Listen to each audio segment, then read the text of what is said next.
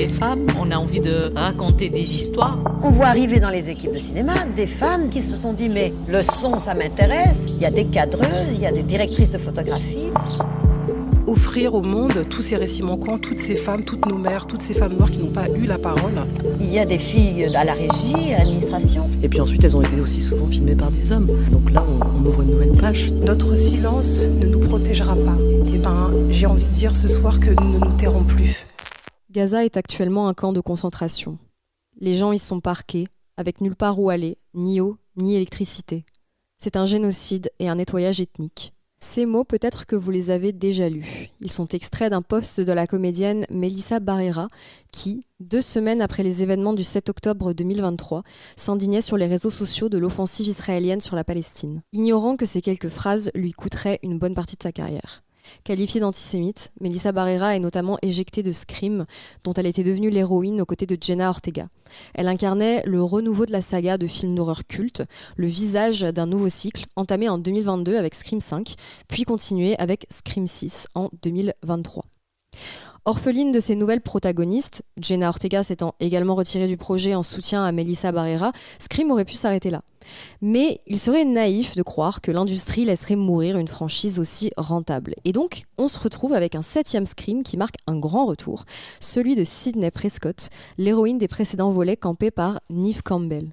À Sorociné, nous n'avons pas toutes pu découvrir cette suite qui est sortie en salle le 25 février 2026, mais pas de souci parce qu'on a toutes regardé la bande-annonce par contre et que tout le film est dedans.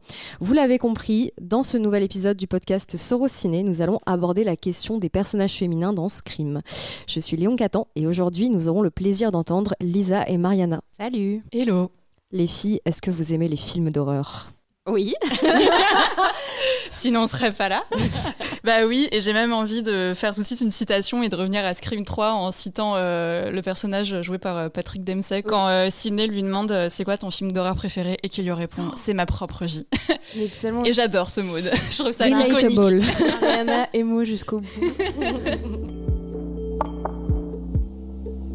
Bon, on va quand même revenir un peu sur l'histoire de Scream, donc la franchise, parce que tout le monde ne la connaît pas forcément. Donc c'est une série de films d'horreur à succès qui a commencé en 1996 avec un premier long métrage réalisé par le maître de l'horreur Wes Craven.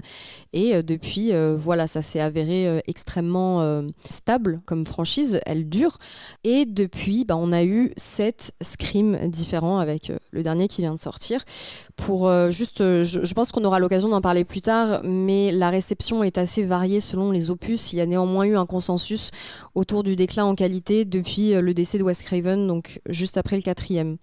Alors, il va falloir qu'on synthétise maintenant l'histoire de Scream, c'est-à-dire l'histoire de 7 films. Donc, on va vraiment faire la base.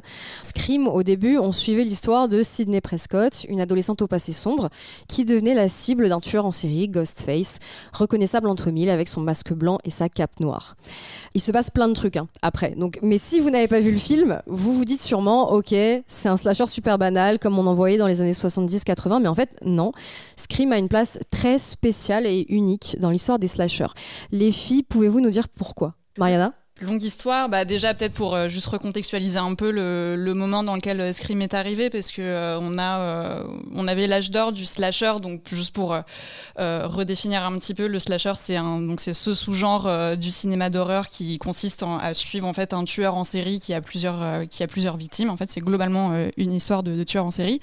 C'est un genre qui a un vrai âge d'or dans les années 80 avec des films comme Black Christmas et surtout Halloween de Carpenter, et qui connaît un énorme essoufflement à la fin de la décennie. Et c'est vrai que Scream, du coup, qui arrive à la fin des années 90, ça relance complètement le genre avec un nouveau souffle en apportant du coup plein de choses, et notamment le côté très méta dont on va parler, mais qui consiste en gros à avoir cette espèce de second degré, de distance où le film est sans cesse en train de commenter lui-même sa propre structure et en train de faire une sorte d'autocritique dessus, avec ce côté très très méta, très satirique, et qui rejoint aussi un petit peu, mais là c'est plus, je laisserai plus la parole à Lisa, mais qui rejoint aussi beaucoup le registre du teen movie, beaucoup à partir des années 90 quoi. Donc c'est vrai que Scream c'est beaucoup resté encore aujourd'hui, je dirais peut-être le slasher, voire un des films d'horreur les plus accessibles. C'est une porte d'entrée pour beaucoup de gens dans le registre d'horreur, pour toutes ces raisons-là, et notamment aussi aussi parce qu'il introduit à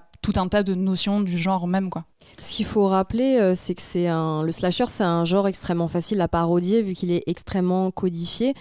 Vraiment, le blueprint du slasher, ça va être un groupe d'adolescents souvent, ou en tout cas de jeunes adultes, d'étudiants, qui vont se retrouver dans un endroit tous ensemble. Un camp de vacances. Voilà, tous les trucs où les jeunes sont susceptibles de traîner. J'ai dit les jeunes, quoi, j'ai 60 ans. Salut les jeunes. Salut les jeunes. Si vous nous écoutez. Donc voilà, des jeunes qui sont généralement très clichés, très archétypaux, avec le sportif, la pom-pom girl, j'en passe. Et voilà, qui vont se faire progressivement tuer les uns après les autres par un tueur qui, de manière quasi systématique, est un homme avec un masque qui peut être assez marquant. Enfin, c'est le cas dans Halloween, mais dans plein d'autres, en fait. Dans Vendredi 13. Exactement. Et du coup, à la fin, généralement, il y a une seule personne qui s'en sort, et cette personne est une jeune fille, et on l'a baptisée au fil du temps la Final Girl, mais on reviendra là-dessus plus tard dans l'épisode. Lisa ? Non, mais moi je trouve que c'est quand même intéressant de Mariana parler justement du fait que le slasher c'est un genre qu'on compte en 4 âges à peu près, parce que là on est à partir du début des années 2000, donc sur Scream 3, parce que Scream, ce qui est assez fou, c'est que c'est une franchise qui peut s'inscrire dans plein de versants différents du slasher, et à partir des années 2000 on entre dans ce qu'on appelle le néo-slasher, et je crois qu'on y est toujours, même dans les années 2020.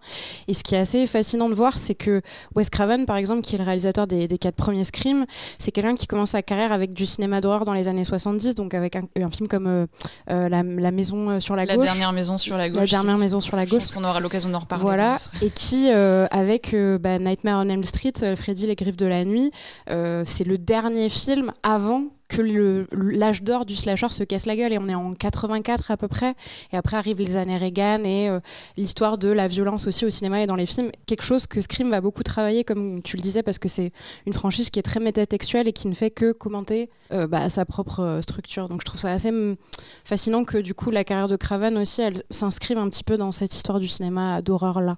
Sa structure et puis son genre. Un autre truc qui est vraiment intéressant avec la franchise, c'est qu'elle répond aussi directement à toutes les critiques qu'on a pu faire des slashers au fil des années, avec toutes les cohortes de parents mécontents qui disent ou même des critiques aussi, qui disent que c'est en train de pervertir la jeunesse, que c'est très conservateur. On le voit, c'est pas aussi simple que ça.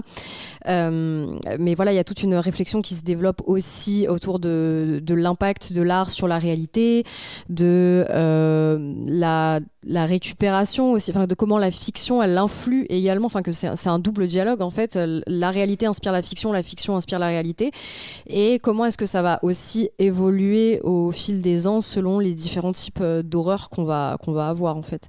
Donc moi je trouve que c'est aussi un aspect très présent qui a vraiment ouvert le dialogue et qui fait aussi que Scream c'est vraiment un produit d'aujourd'hui, on va dire. Mariana, tu parlais des liens entre Scream et les teen movies. Pour être tout à fait précis, c'est le cas vraiment dans le premier et aussi un petit peu dans le deuxième, je trouve, qui se passe à la fac. Et puis ensuite, on va vraiment suivre les personnages, on va grandir avec, on va dire. D'habitude, les gens disent ça sur Harry Potter ou d'autres sagas, mais on peut aussi grandir avec Scream, j'imagine. Et il faut savoir qu'en fait, il y a aussi eu une série, Scream, qui a duré de 2015 à 2019, qui ne suit pas vraiment le même chemin que la saga. Il me semble que toi, Lisa, tu as vu quelques passages, quelques épisodes de cette série. Alors parce que je suis la résidente sériephile de l'équipe aussi, mais parce que j'étais curieuse quand elle était sortie, donc en 2015, je m'y étais pas trop collée parce que je m'étais dit Scream, on a eu 4 films, Wes Craven vient de mourir, c'est peut-être pas nécessaire. Il est peut-être temps de raccrocher. Voilà, et surtout pas en série, ça n'a pas de sens. Donc du coup, j'ai vu le pilote de la saison 1, qui reprend à peu près les codes, disons, du film original, sauf que là, on n'est pas face à Ghostface, on est face à ce qu'ils, eux, appellent le tueur de Lakewood, parce que la ville s'appelle Lakewood et que le mec qui tue autour d'un lac, enfin le mec, je n'en sais pas, je n'ai vu que le pilote, je ne sais pas qui est le tueur. C'est assez mauvais. Ça prolongeait aussi le commentaire que faisait le Scream 4 qui était sorti au début des années 2010 sur l'impact et l'arrivée des réseaux sociaux dans la vie des adolescentes. Mais à part ça, franchement, vous pouvez vous passer de la regarder. La série commente aussi sa propre structure en disant mais quel intérêt du coup d'utiliser un genre comme celui de la série télé pour parler de Scream et d'horreur. Elle le fait assez mal, je trouve, et j'ai vu qu'un seul épisode. Et ensuite, j'ai vu le pilote de la saison 3, pas parce que je suis une maso, mais parce que j'ai lu en ligne qu'en fait, ils avaient fait 2 saisons qui clôturent un petit peu ce mystère du tueur de Lakewood. Et en fait, la 3e saison, les audiences étaient tellement basses sur les 2 premières qu'ils se sont dit, bon, fuck it, on va faire une anthologie d'horreur, en fait. Ils font une saison 3 avec 6 épisodes. Ils partent, là, ils rendent plutôt hommage à Ghostface qui revient.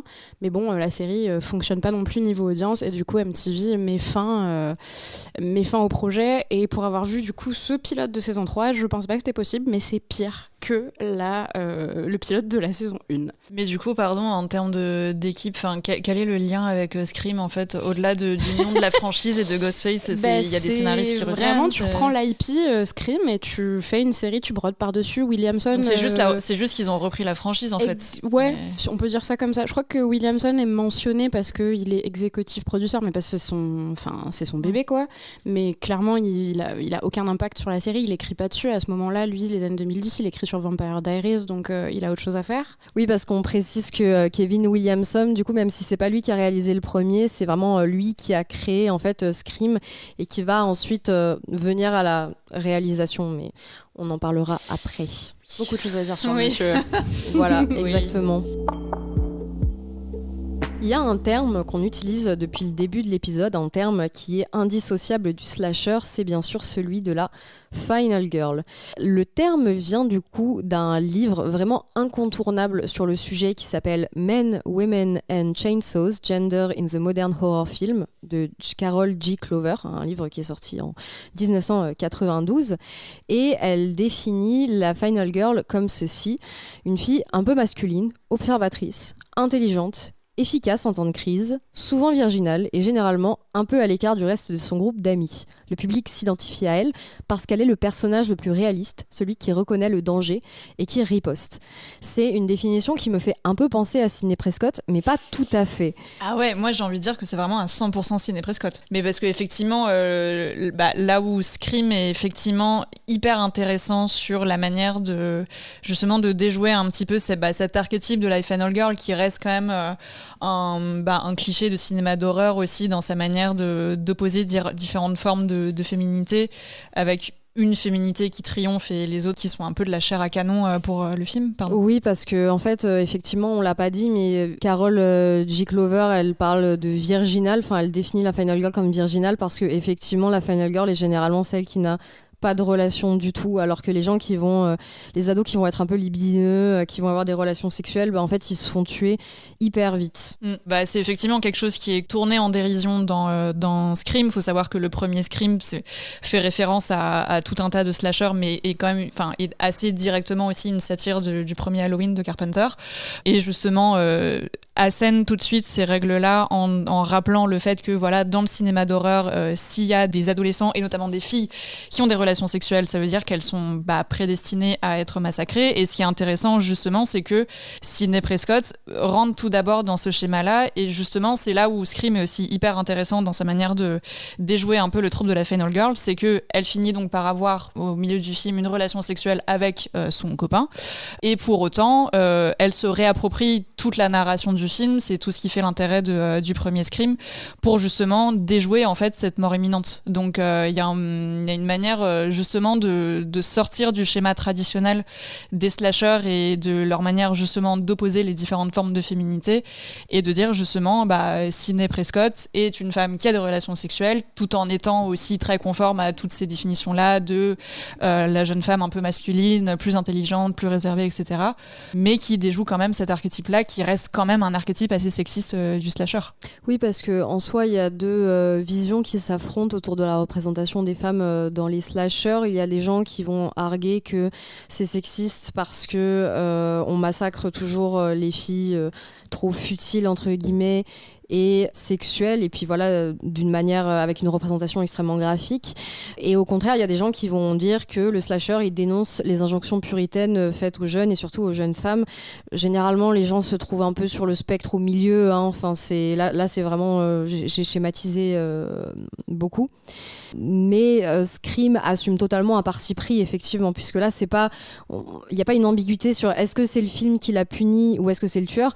Là, vraiment, c'est explicite que c'est une personne. Donc en plus, son identité est assez intéressante, je trouve. Mais une personne l'a puni. Donc c'est vraiment aussi le fruit d'une perception, d'un traitement, d'une position occupée dans l'espace social, quoi.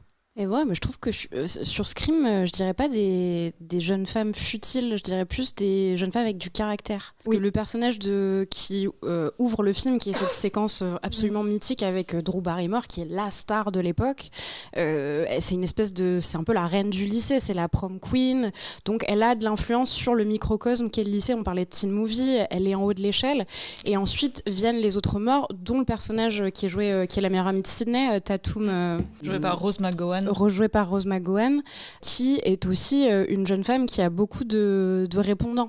Donc on est moins sur des espèces de petites choses fragiles que propose... Enfin, en tout cas, Scream, je trouve, propose pas ce type de personnage-là. Et on va en parler aussi, mais il y a le personnage qui est joué par Courtney Cox, Gale Weathers, qui est quand même... Je l'adore. C'est ma préf. Moi, j'avoue, je trouve que Courtney Cox, elle a toujours très mal joué, donc je l'aime pas beaucoup, mais je l'aime trop. Désolée pour les fans de Friends. Là, on est vraiment sur une femme avec du caractère, justement, mais qui va avoir une espérance de vie plus longue que Tatum, dirons-nous, ou alors Drew Barrymore, le prénom de son personnage m'échappe, vu que, voilà, de toute évidence, il ne reste pas très longtemps. Il y a aussi un autre personnage qui est vraiment en filigrane du premier film et de la première trilogie dont il faut qu'on parle, c'est la mère de Sidney, qui est vraiment essentielle parce que en fait c'est presque un peu le crime originel de la franchise, parce que c'est justement le meurtre de la mère de Sidney. Donc pour recontextualiser, on va forcément spoiler dans tous les cas. 30 ans, les gens. On a déjà spoilé en fait. Non, on n'a pas encore dit qu'il était Ghostface. Mais donc ce qui se passe dans le premier Scream, c'est que Sidney est en fait hantée par le fait que sa propre mère, 1 an plus tôt, a été, c'est ce qu'il dit dans le début du film, violée et tuée par une personne que Sidney elle-même a dénoncée, qui était un de ses amants. Et il y a en fait toute une permanence, mais pas que dans le premier film, c'est quelque chose qui va revenir en tout cas dans les 3 premiers films qui sont vraiment axés sur Sidney et sur la permanence de ces meurtres-là, sur le fait que la mère de Sidney était quelqu'un de volage, quelqu'un qui avait des aventures sexuelles, qui on a du coup beaucoup reproché d'avoir d'avoir trompé son mari avec beaucoup d'hommes. Et vraiment, c'est quelque chose qui revient énormément, même tout le slut-shaming qui revient dans le premier film, on l'insulte quand même beaucoup. Ouais, avec des petites piques, genre oui, ta mère c'était pas Sharon Stone, c'est quand même hyper... Oui, non, mais puis même sur le fait que, puis sur la question de la transmission aussi, enfin que ce soit du caractère, enfin de la personnalité ou de la transmission de la violence, mais Sidney a beaucoup de moments justement a un peu cette peur de devenir comme sa mère. Enfin, c'est quelque chose qui revient énormément. Et justement, le fait qu'elle-même du coup soit traquée dans le premier Scream, il y a quelque chose d'hyper intéressant là-dessus aussi, sur le fait de cette répétition des violences, et notamment des violences sexuelles. Scream, sur toute la saga, a toujours aussi été lu comme une suite de films d'horreur sur le harcèlement sexuel et sur les violences sexistes subies par les femmes. Et justement, le fait qu'il y ait cette menace de mort, de harcèlement qui reviennent sur Sidney, et qu'elle-même du coup brise cette répétition-là. Il y a quelque chose d'un moment assez iconique sur la fin du premier film, justement, quand elle tue donc un des meurtriers d'une balle dans la tête, chose qui reviendra dans tous les films. Mm-hmm. Et le meurtrier, donc, avant de mourir, justement, dit il y a quelque chose que tu sais pas, c'est que dans les films d'horreur, les méchants triomphent. Et là, elle le tue et elle dit pas dans mon film, not in my movie. Mm-hmm. Et ça, c'est cultissime. Et c'est ça aussi qui est passionnant. J'ai pas vu beaucoup de films, par contre, parce que c'est pas hyper fréquent dans les slashers. Mais non, c'est C'est jamais les méchants qui gagnent. Mais voilà, il y a vraiment ce truc de se réapproprier justement toute une narrative qui voudrait qu'en principe elle meure comme sa mère. Et justement, elle déjoue complètement ce code-là, quoi. Enfin, tous les films après la remettent à l'épreuve quand même. Il y a aussi cette permanence dans Scream que rien ne change. C'est quelque chose d'assez fou quand même sur le personnage de Sidney. Est-ce que c'est une survivante ? Est-ce qu'elle combat ses traumas ? Est-ce qu'elle arrive ? Oui, non. En plus, sur le dernier film que en tout cas que Mariana et moi avons vu, pour le coup, Sidney a eu une fille. Enfin, elle avait déjà une fille dans les films précédents, mais là, une fille adolescente. Et là, on se pose la question aussi, encore une fois, de la transmission, mais de la transmission justement de la violence et du trauma qui entoure Sidney de façon permanente. Ça fait 30 ans qu'elle se balade avec des mecs et des nanas qui se prennent pour Ghostface tous les 10 ans, quoi. C'est un peu c'est compliqué à vivre. Mais moi, c'est pour ça que j'aime bien aussi cette franchise, mais c'est vraiment, je pense, une lecture très assez personnelle. Mais moi, il y a aussi un truc qui est presque un peu satisfaisant, je trouve, d'avoir ce truc qui revient comme un trauma en permanence, de dire en fait, c'est une petite tradition. En fait, tes traumas ne partent jamais vraiment, et ce que tu fais, c'est d'apprendre à les combattre de film en film. Alors effectivement, au bout d'un moment, être en dette de sommeil. Mais c'est quand même intéressant de voir que moi, après Craven mort en 2015, Scream 4 sort en 2011, lui, il clôt. En tout cas, sa tétralogie à lui, elle est vraiment close. En plus, c'est, on va spoiler, mais spoilons, c'est le festival. Dans le 4, c'est quand même, elle revient à Woodsboro, donc qui est la ville où tout se passe, et on se rend compte que les Ghostface, parce que les Ghostface marchent toujours par deux. Pas toujours, sauf dans le 3. Oui, sauf dans le 3, mais bon. Mais en tout cas, dans le 4, c'est une membre de sa famille qui, quand même, complote contre elle pour la tuer et pour devenir la nouvelle Sidney. Donc, il y a quand même un truc aussi où tu te dis, Craven, lui, a fini son travail. Et c'est vrai que quand arrive le 5, moi, je me dis, mais pourquoi on veut réactiver, en tout cas, cette mythologie. Et en fait, on en parlera plus tard. Parce que l'argent, Lisa. Parce que, évidemment, le capitalisme. Quelle autre raison ? Bien sûr. On le sait, évidemment. Mais du coup, la franchise réactive avec un passage de bâton. Et c'est plus Sidney Prescott, ce sont les sœurs Carpenter, en wink-wink hommage à John Carpenter. Là, c'est même plus un hommage, c'est des gros sabots dans le... Oui. J'aimerais bien revenir sur quelque chose. Mariana, tu dis que tu adores Gale Weathers. J'aimerais bien savoir pourquoi. Parce que je sais pas, mais moi je la trouve iconique. En fait, je trouve que c'est dans le registre des anti-héroïnes, moi je la trouve assez géniale parce qu'elle est quand même assez détestable. Gale Weathers, c'est un personnage de journaliste hyper opportuniste qui n'a aucune morale, en tout cas au début de chaque film, parce que visiblement elle oublie à chaque fois les leçons qu'elle a apprises du film précédent, mais qui utilise en fait ces crimes-là qui pour elle sont un peu plus ou moins des faits divers pour en faire un petit peu son marché derrière, parce qu'elle en écrit des livres qui deviennent ensuite des films, etc. Et déjà je trouve que Gale Weathers c'est quand même la deuxième final girl de toute la franchise après Sidney, donc elle a quand même ça d'hyper marquant. Et puis j'adore son duo avec Dewey joué par David Arquette. Mais moi j'adore les retrouver de film en film. J'ai un truc bizarre, mais c'est un peu comme ma trilogie Before Sunset et tout. À moi c'est comme j'ai l'impression de voir toute leur histoire se faire en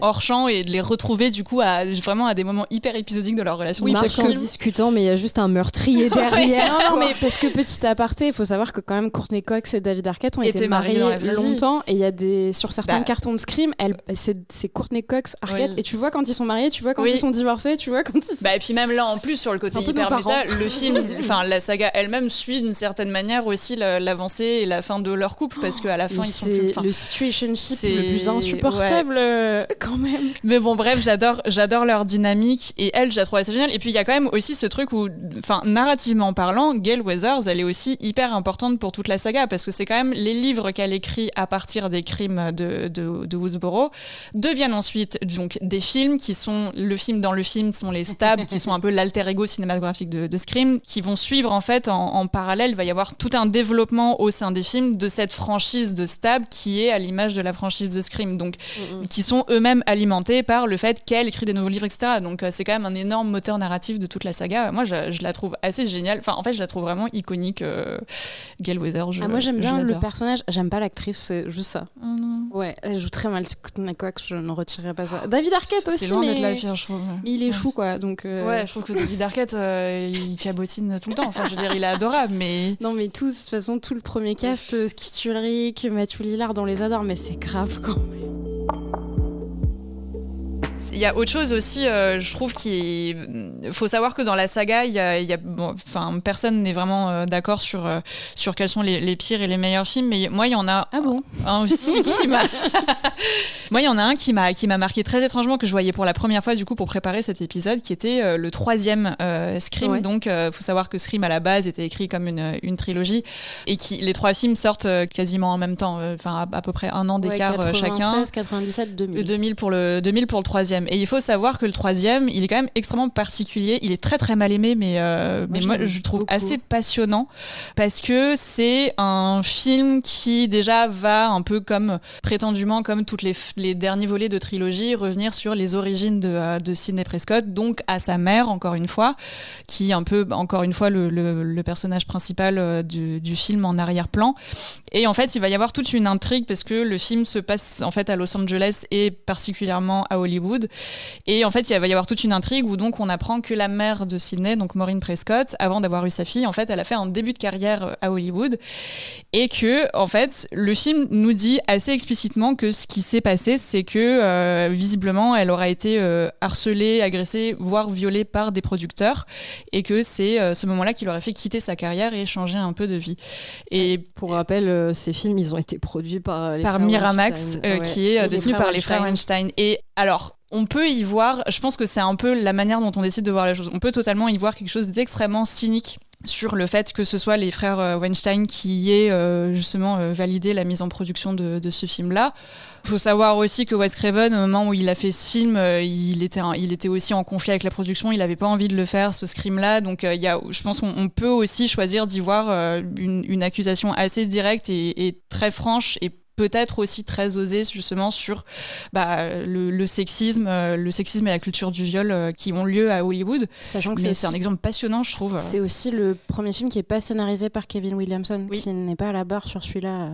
Ouais. J'ai oublié le nom du scénariste, mais c'est un autre. Et je trouve que, t'en parlais, mais je trouve que le ton est assez différent comparé aux 2 premiers, en tout cas. En revoyant le 3, moi, ça m'a fait penser à un film que j'aime pas beaucoup, mais Maxine de Ty West, qui je trouve rend hommage à ce cinéma-là, où du coup on est à la fin d'une trilogie aussi, qui est la trilogie des X, avec Mia Goth et son personnage de Pearl devenue Maxine, donc jeune femme qui rêve de devenir actrice et qui rêve d'Hollywood, et son parcours, en tout cas on est dans les années 80, on n'est pas dans les années 2000, mais son parcours au sein des studios hollywoodiens, je trouve, se calque pas mal à ce qui se passe un petit peu dans ce Scream 3, même s'il est beaucoup plus en phase avec la production télévisuelle et cinématographique, je trouve, des années 2000. Mais je trouve le 3e, en tout cas, assez passionnant là-dessus. Et moi, j'ajouterais juste, je reviendrai sur le film d'avant, le 2e, parce que je parlais des scènes d'ouverture. La scène d'ouverture du 2e, c'est du coup Omar Epps et Jada Pinkett, qui sont 2 acteurs afro-américains qui vont en date au cinéma. Donc t'en parlais, Mariana, c'est à partir du 2e que est introduit à nous la franchise Stab, qui est le film dans le film. Et évidemment, comme chaque scène d'ouverture dans Scream, ça se passe pas très bien, ils meurent tous les 2, mais en tout cas, à la fin des années 90, c'est déjà une critique sur comment on traite les personnages racisés dans les franchises d'horreur. Parce qu'on dit, oui, les femmes meurent de façon brutalement et assez vite, et surtout les femmes qu'on qualifie en tout cas de non conformes, non virginales ou tout ce qu'on veut, mais les personnes racisées, c'est un peu la blague aussi, c'est si un noir dans le film, il va mourir assez rapidement.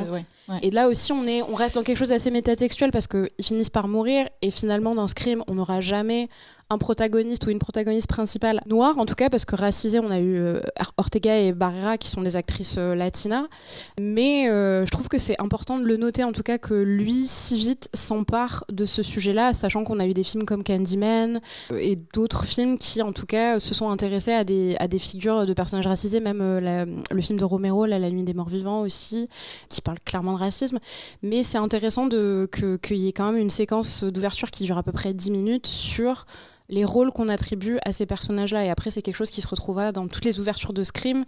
Et sur ce que tu disais par rapport au traitement des personnages racisés, je pense qu'il faudrait aussi parler du traitement des personnes queer, qui est quasiment inexistant en fait. Enfin, ça dépend parce que les femmes trans, ça a été souvent soit des psychopathes à la To Kill For là, de Buffalo Bill, enfin pour ne citer que le plus connu, ou alors voilà des Psychose. Psychose, ou alors des personnes qui se font juste tuer en fait au début des films quoi. Enfin, la femme trans vraiment on la connaît au cinéma plus morte malheureusement que autrement. Et du coup je voulais juste faire une petite recommandation d'un film que j'ai trouvé pas mal, qui est They Them, un film d'horreur de John Logan qui est sorti en 2022 et qui justement est une sorte de contre-slasher, on va dire, qui se passe dans un camp où il y a des thérapies de conversion et qui, du coup, justement, via l'horreur, va parler de transphobie, de queerphobie, de discrimination envers les jeunes non-binaires. Enfin, voilà, c'est histoire de rajouter aussi un peu plus de relief à la sélection. Et peut-être pour rebondir là-dessus, enfin ça c'est un truc de convention et tout, mais bon, on spoil. Premier film, les tueurs ils sont deux, c'est Billy Loomis et Stu Macher. Dans le Scream 1. Dans le Scream 1, oui pardon. Donc, et l'homo-érotisme entre les deux, ça a toujours été un truc hallucinant. Il y a une convention récente, il y a Matthew Lillard du coup qui joue Stu et qui était, je crois avec Skeet Ulrich qui joue Billy Loomis, qui a quand même déclaré on est les premiers maris de l'horreur. Et ça me fait toujours beaucoup rire quand les acteurs s'emparent un petit peu du méta-truc. Mais oui, mais moi c'est pour ça que je la trouve assez géniale. Enfin, de toute façon, le premier Scream est excellent à plein de niveaux, mais notamment cette scène de reveal des deux. Il y a cette image qui est très connue, je trouve, où la caméra cadre juste au niveau de la poitrine en fait de Skeet Ulrich et de Matthew Lillard qui est juste derrière, et on dirait vraiment un truc d'un serpent à deux têtes. Je trouve cette image est assez sublime. Et effectivement, oui, sur l'homo-érotisme qui se dégage des deux à ce moment-là, enfin, c'est quelque chose qui a été déjà assez commenté et tout, mais c'est parce que évident, enfin, à plein de niveaux. Autant Billy il a des raisons parce que on remonte sur ce que tu disais Mariana, du coup c'est son père qui a une aventure avec la mère de Sydney. Autant Stu il le fait juste parce que c'est son pote entre 36 villes. C'est qu'il était très bon ami. Ben oui, parce qu'il a une espèce de fascination pour Billy, ça se voit dans tout le film, et c'est un truc assez fou. Pour continuer sur justement l'introduction de personnages queer qui étaient comme écrite dans le scénario inexistante, même si Williamson l'a commenté lui disait qu'en tant qu'homme gay, blanc, il était très d'accord avec l'interprétation de Stu et Billy en couple, mais en fait le personnage est racisé et queer qui arrive, c'est celui qui est interprété par Jasmine Savoy Brown, qui est en plus la petite nièce de Randy. Ah oui. X, et donc du coup qui devient la nouvelle Randy, donc dans Scream 5 du coup. Dans Scream 5, c'est ça. Donc on se passe aussi les rôles, les personnages rôles par généalogie, c'est assez fascinant. Scream, tout le monde a tué tout le monde s'en veut pour des vieilles histoires.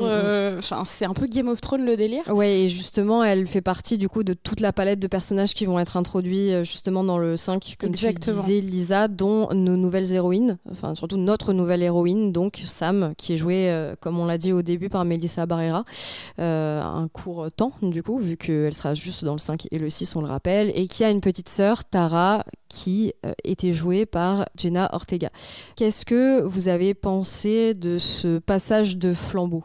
Bah oui, alors c'est vrai que déjà, première chose, je crois que Jenna Ortega, quand elle commence le Scream 5, elle n'avait pas encore fait Mercredi, la série Netflix, il a vraiment propulsé, donc elle n'était pas à ce moment-là au niveau de notoriété qu'elle a aujourd'hui. C'est vrai que elle éclipse tout de suite, je trouve, l'acting de Melissa Barrera, même si les deux sont intéressantes.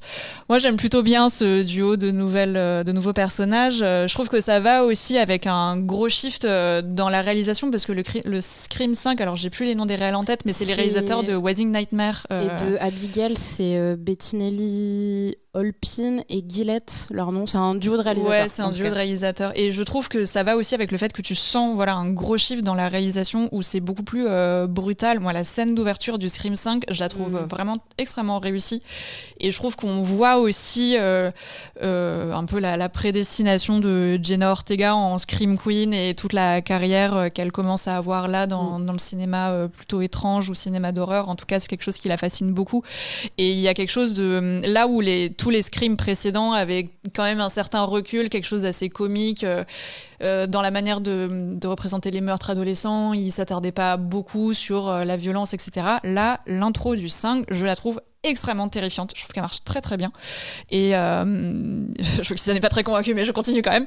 Et voilà, enfin ça va. Je trouve que en tout cas ce changement-là de réalisation et toute la manière qu'aura le 5 surtout, je trouve, va beaucoup plus s'attarder sur les chairs transpercées, sur vraiment beaucoup plus de détails mis sur vraiment les meurtres en soi, là où c'est assez anecdotique quand même dans les films précédents.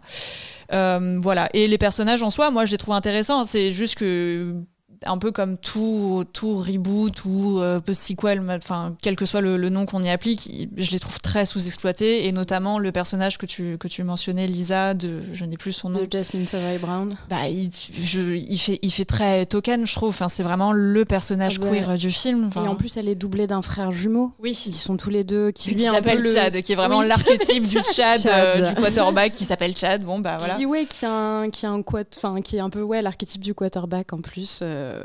En fait, moi, ce que j'aime pas trop dans cette nouvelle entrée dans Scream, c'est qu'on a l'impression qu'on double tout. On double les deux protagonistes, même si c'est Barrera, l'héroïne, parce que Ortega, elle est quand même la majorité du film à l'hôpital, vu comment elle s'est fait poignarder. Dans le 5, oui, elle est assez peu présente, ouais. Exactement. Jasmine Savoy Brown et Mason Gooding, ils sont tous les deux, ils sont un double. On a un double tueur aussi, comme d'habitude. J'ai l'impression qu'il faut surcompenser, moi, dans ces nouveaux Scream. Et moi, cette scène d'ouverture, elle m'intéresse pas des masses, j'avoue. Je la trouve assez symptomatique de tout le cinéma qu'elle montre, ce duo de réalisateurs. Ils ont quelque chose ils savent faire du divertissement, ils sont efficaces. Et ça, je peux pas leur reprocher parce qu'on reste quand même sur une franchise d'exploitation. Scream, c'est une des franchises d'horreur les plus rentables de ces 30 dernières années. À part le 3 qui a moins performé au box-office, tous ont fait des scores énormes. Même celui qui vient de sortir est annoncé comme faisant déjà des scores énormes. Il y a quelque chose d'assez pratique, moi, je trouve, dans cette nouvelle franchise, mais qui a perdu un petit peu toute la beauté, je trouve, qu'il y avait dans la réalisation de Craven, qui est un cinéma qui peut-être n'existe plus aussi. Puis là, on parle, en plus, on réactive ce discours du méta-horreur par l'introduction de la production de l'elevated horror, comme l'a fait A24 par exemple, parce que Jenna Ortega, je crois qu'elle commence, elle finit le film en disant je préfère Babadook. Le Babadook, c'est toujours mon film préféré. Oui, et justement, je trouve que c'est dommage parce que moi, j'aurais beaucoup aimé avoir une critique un peu plus poussée, par exemple, de l'elevated horror.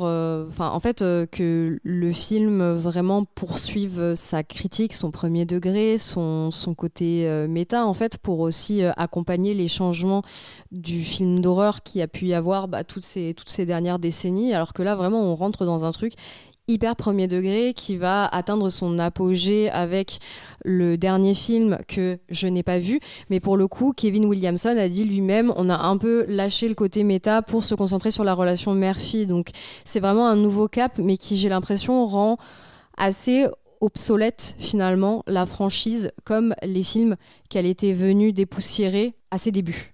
De toute façon, à partir du 5, tu vois déjà qu'ils n'ont plus grand-chose à raconter. Pour moi, c'est surtout flagrant dans le 6 que, pour le coup, moi, je trouvais assez catastrophique avant de voir le 7, qui, du coup, me fait un peu réévaluer le 6. Mais pour moi, autant dans le 5, il y a un début de métadiscours sur justement le fait de pourquoi est-ce qu'on a besoin de poursuivre encore, de tirer sur la corde d'une saga qui, à ce moment-là, avait presque 30 ans, qui maintenant a 30 ans.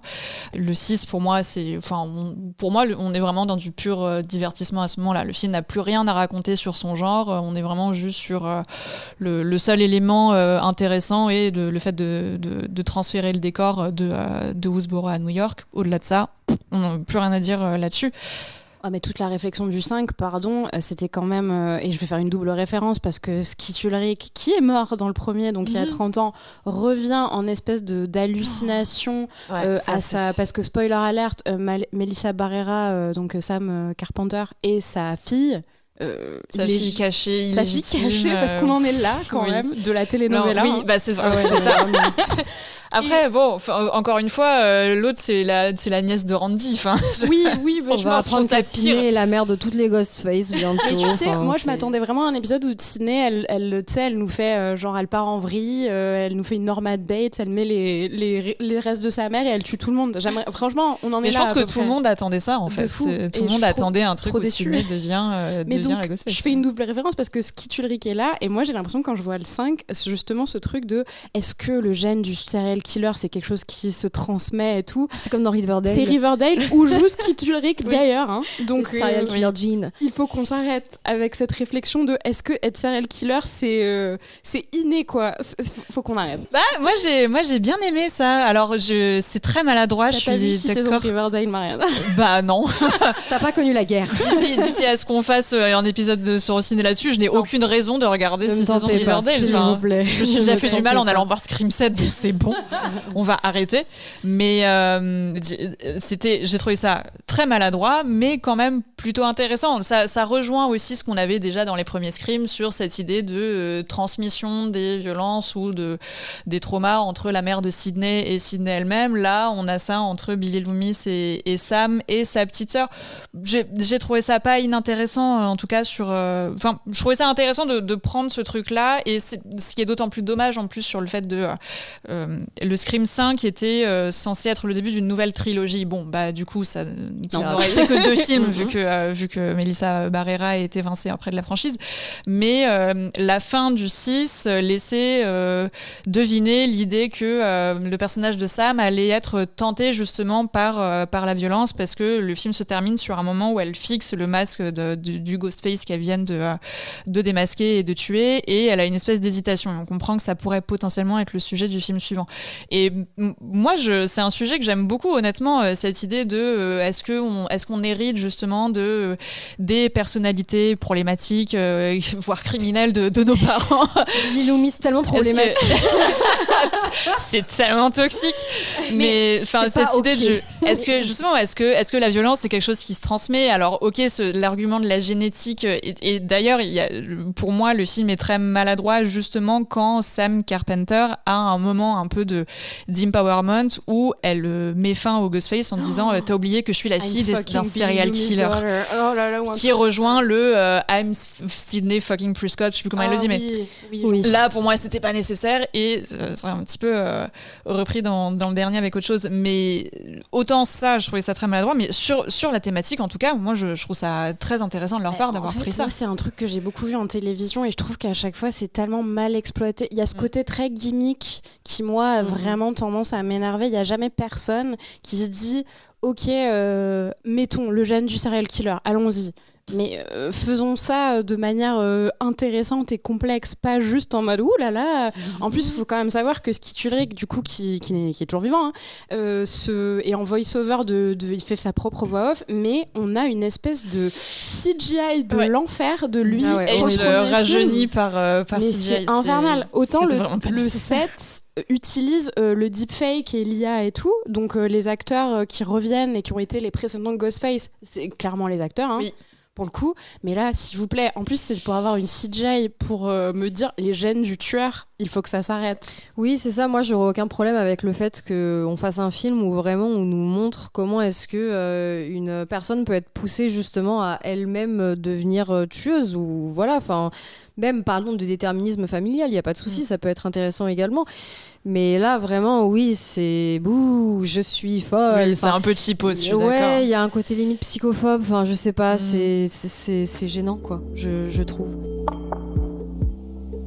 Autre chose aussi qui rejoint un peu les deux parties de la saga, c'est et justement qui est un peu abordé dans le personnage de Sam, c'est justement la possibilité de la représentation de la violence féminine. Et ça aussi, c'est un fil conducteur assez présent dans tous les Scream, qui est déjà présenté dans le premier d'ailleurs, parce qu'il y a le personnage de Tatum qui est justement au moment où parce qu'il y a aussi tout ce côté whodunit où on essaye dans chaque film de deviner qui parmi les personnages présentés peut être le tueur, et Tatum a justement cette phrase en disant mais qu'est-ce qui vous dit que le tueur est forcément un homme, enfin ça peut être tout aussi bien une femme. Et à ce moment-là, wink wink, Stu et Billy se foutent de sa gueule en disant non, t'as bien vu comment c'est gore, t'as bien vu comment le mec prend son plaisir à faire ça, c'est évident que c'est un homme. Et bon, du coup, effectivement, dans ce film-là, les deux tueurs s'avèrent être des hommes, mais c'est quelque chose qui va progressivement venir dans la série, notamment à partir du 2 tout de suite, puisque c'est la mère de Billy Loomis qui va être un des Ghostface. Et c'est quelque chose aussi qu'on retrouve déjà même, je trouve, dans le personnage de Sidney, parce que là où elle tranche aussi, je trouve, avec les Final Girls de cette période, c'est que elle n'est pas juste, pour moi, dans une violence de défense. Toute la dernière séquence du premier Scream, Il y a vraiment aussi une sorte d'acharnement et de plaisir de vengeance aussi. Elle va reprendre elle-même le masque du tueur pour effrayer du coup les deux protagonistes qui sont démasqués. Elle va leur mettre je sais plus combien de coups de poignard et de tirs de pistolet dans le corps. Il y a une certaine forme de jouissance aussi justement dans cet usage de la violence qui dépasse vraiment juste le fait de devoir se défendre à ce moment-là, et ce questionnement-là justement de cette violence au féminin qu'on retrouve justement dans le personnage de Sam Carpenter, qui est un peu tenté en tout cas par le fait de reprendre cette figure de serial killer là. Moi je la trouve hyper intéressante. Ouais, et qui tue son spoiler encore une fois, un des Ghostface qui est son petit ami un moment elle le tue sauvagement quand même, et même dans le 6 sa famille qui est venue le venger et qui est devenue Ghostface aussi. Enfin, il me semble qu'il y a quand même, le plan est assez long, et c'est vraiment elle qui leur fout des coups de couteau. Ouais. C'est acharné, c'est acharné, ce qu'on n'avait pas trop vu, moi je trouve, avec Neve Campbell.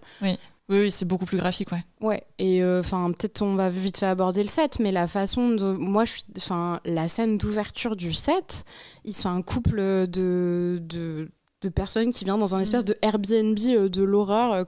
Du dark tourisme en fait. Voilà, comme on est fasciné par le true crime depuis toujours.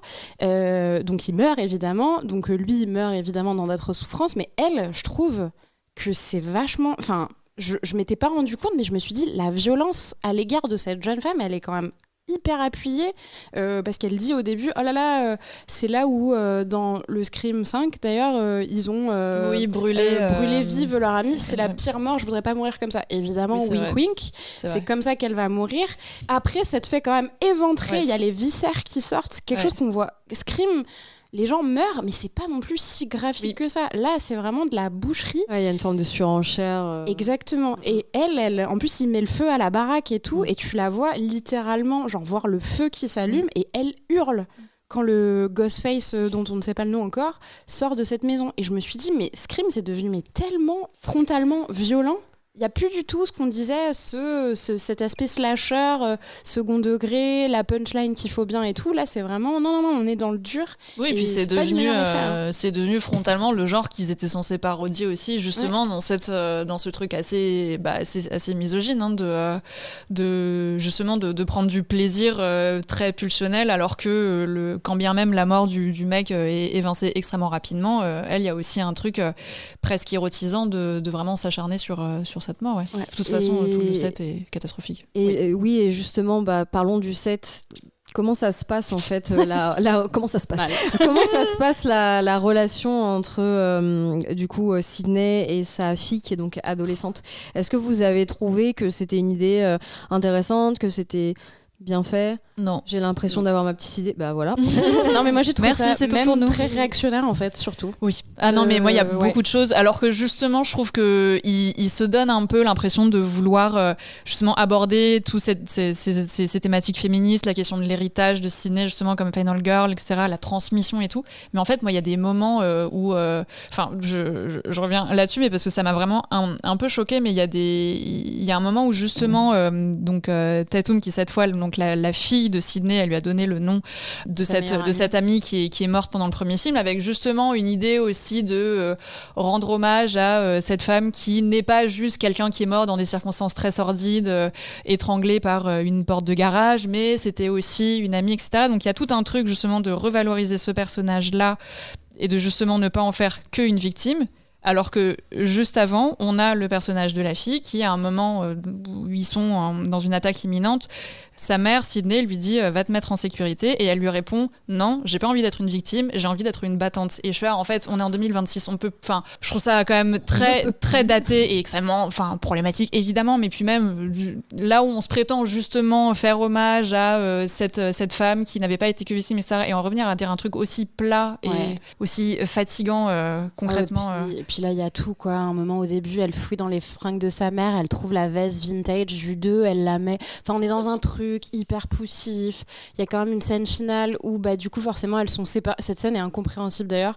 Elles sont toutes les deux séparées, et c'est la mère qui guide la fille, mais elle la guide à faire quoi? À se défendre en prenant une arme. Il y a un truc très américain elle prend une arme à feu et elle lui explique quand même comment ouvrir le coffre, comment l'arme elle est déjà chargée, comment désactiver la sécurité et comment bien tirer et surtout mettre bien une balle dans la tête. Bon, ça c'est un trope de slasher, mais il y a aussi cette idée de comment se défendre face à la violence, mais comment on la sublime aussi, d'une mère à une fille.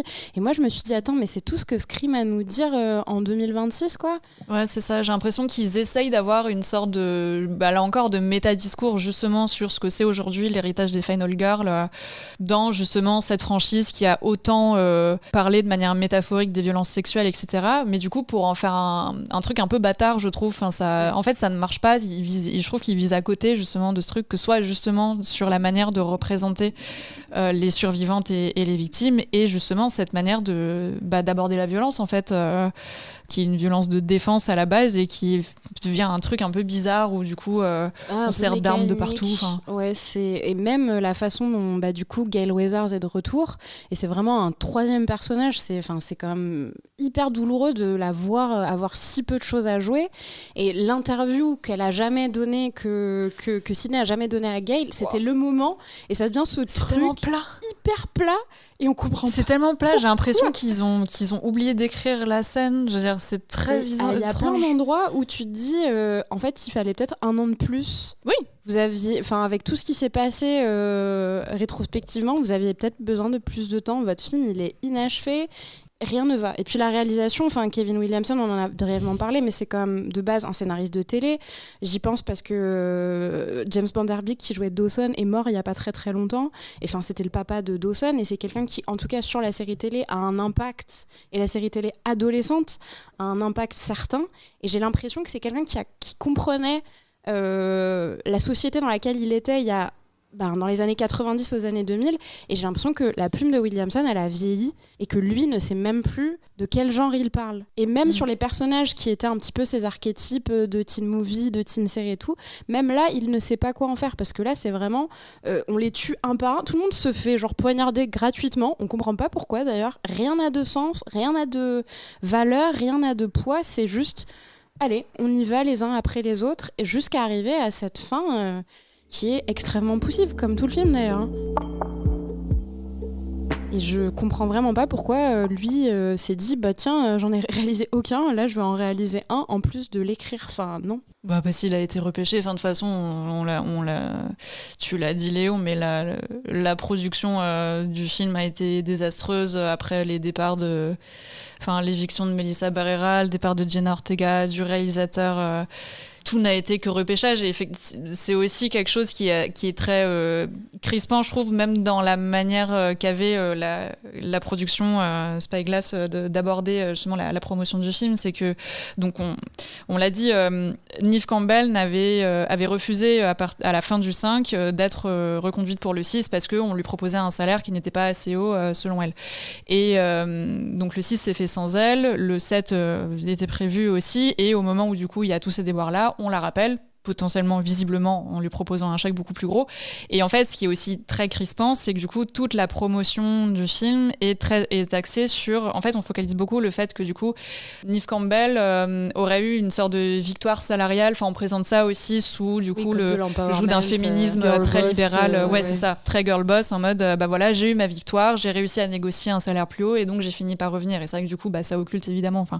Après, évidemment, ils vont pas pendant le marketing du film évoquer tous ces problèmes-là, mais c'est vrai que du coup, il y a quelque chose évidemment hyper opportuniste sur la manière d'utiliser cet argument-là de l'empowerment, de l'égalité salariale, pour faire la promotion de quelque chose qui a quand même démarré de manière assez abjecte. Et effectivement, pour un film en plus qui a été écrite, mais sur un mouchoir de poche, ça se voit.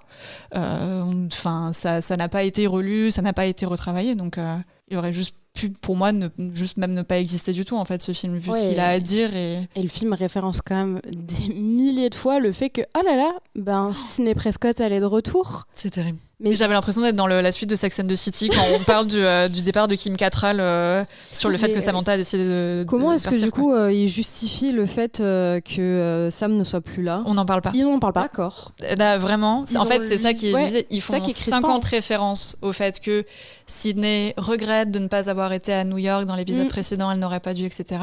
En revanche, les deux sœurs, les sœurs Carpenter, on n'en parle absolument pas, et c'est vrai que c'est quand même quelque chose qui est hyper maladroit. Ou alors, soit tu prends le parti de juste ne pas mentionner du tout les épisodes précédents, même sur cette absence à New York, soit tu le fais même grossièrement. Mais là, en fait, c'est tellement gros. Enfin... Bon, visiblement, Sam, elle a pas le gène du serial killer. Elle va faire du crochet. Elle est partie faire sa petite vie. Voilà. Elle a le geste de la décence, en fait, dans les opinions politiques, apparemment.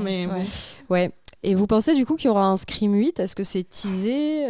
Je sais pas, mais vu le démarrage, en fait c'est ça qui est terrible, c'est que j'ai l'impression que là on part, même malgré tout ce qu'on a dit, même malgré cette production atroce et ce film qui est franchement extrêmement mauvais, j'ai l'impression qu'on part sur un des meilleurs démarrages de la franchise. Donc, meilleur démarrage depuis Scream 3 je crois, donc il y a 20 ans quoi. C'est triste quand même. C'est extrêmement triste. Donc on pourrait, Neve Campbell est toujours là, Courtney Cox est toujours là, on pourrait, et vu qu'on fait revenir les gens en IA apparemment tout est possible, j'ai envie de te dire.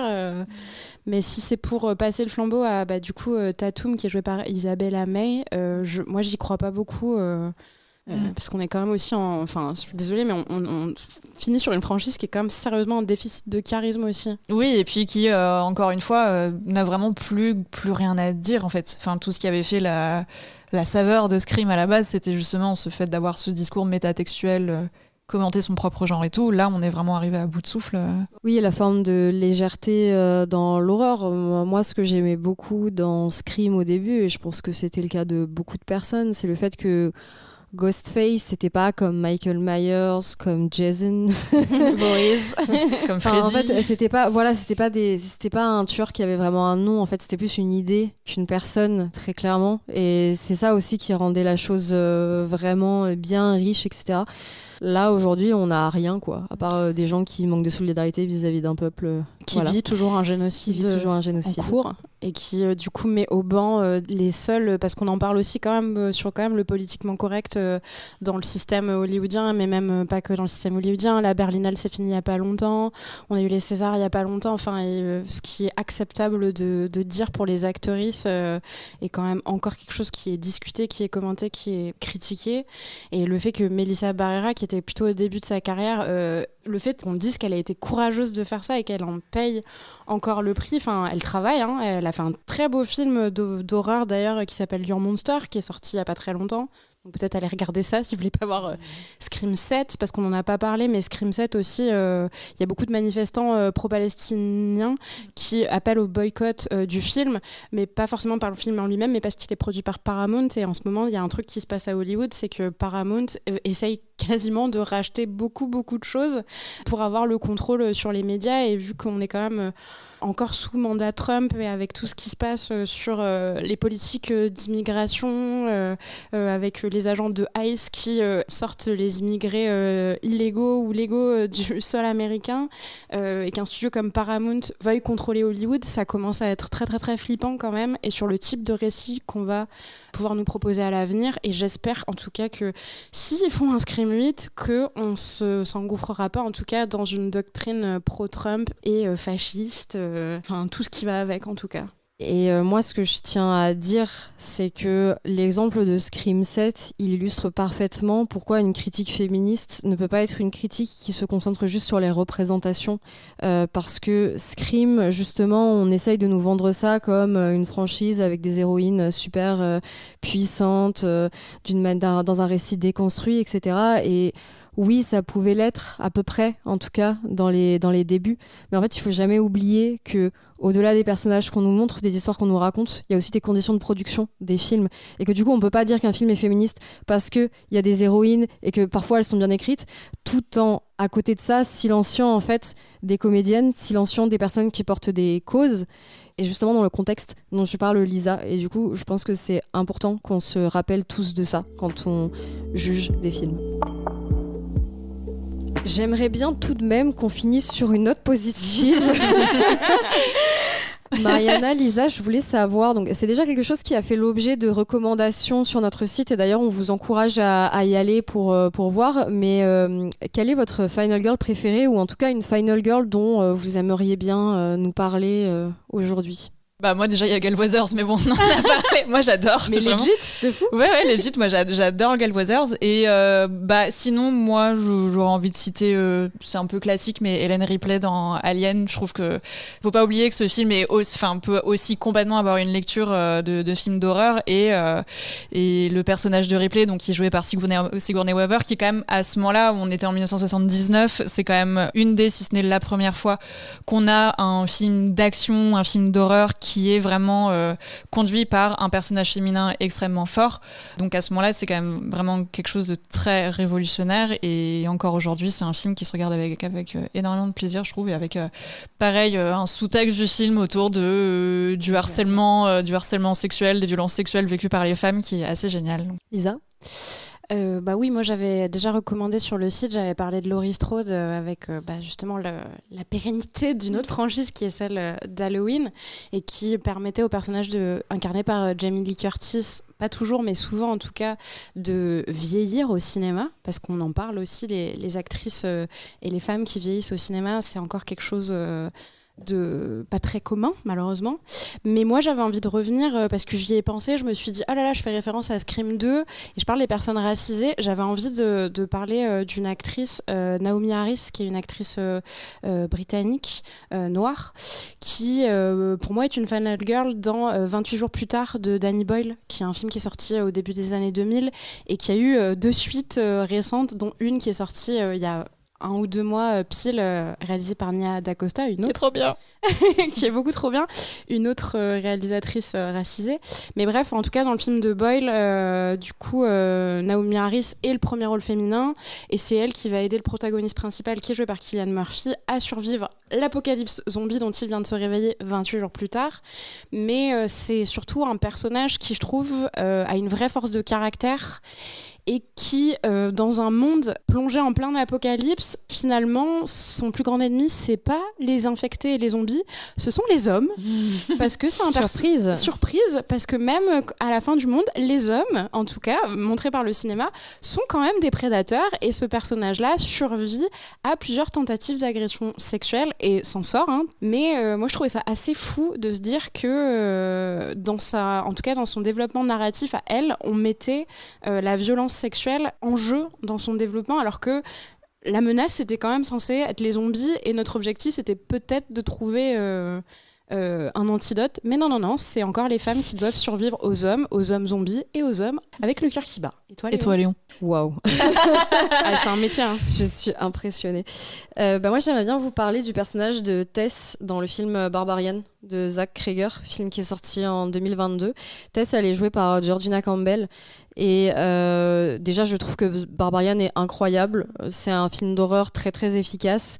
Je veux en dire le moins possible pour que vous puissiez l'apprécier, mais en gros, ça parle justement donc d'une jeune femme qui s'appelle Tess, qui arrive dans un Airbnb, dans un quartier qu'elle connaît pas du tout, et en fait elle se rend compte qu'il a été aussi loué à un autre mec en même temps, et du coup ils vont devoir passer la nuit dans le même appartement. Mais attention, c'est pas du tout ce que vous croyez. Ça va être très différent. Moi je trouve que c'est pas une héroïne qui révolutionne les codes, qu'il n'y a pas particulièrement une réflexion hyper profonde sur les final girls ou sur l'horreur dans ce film, mais je trouve que c'est vraiment hyper efficace. En fait, c'est un très bon film. C'est pas un film qui se prend la tête, on va dire. Enfin, je dirais pas que c'est de l'elevated horror en tout cas, mais voilà, ça fonctionne bien. Et effectivement, moi je trouve que ça rejoint ce que tu disais, Lisa, dans le sens où finalement on va se rendre compte que les méchants ne sont pas forcément ceux qu'on croit, et que ce sont des hommes. Également, ce qui explique pourquoi on choisit toute l'ours de manière générale. Toujours. Lisa, Mariana, merci beaucoup. Merci. Du coup, on vous encourage à aller regarder les films qu'on vous a recommandés plutôt que Scream 7. Regardez n'importe quoi plutôt que Scream 7. Voilà, s'il vous plaît, ne payez pas pour ce film, franchement. On espère que, en tout cas, cet épisode vous a plu. Merci d'être resté jusqu'au bout. Si vous avez envie de visibiliser notre démarche ou de partager notre travail, n'hésitez pas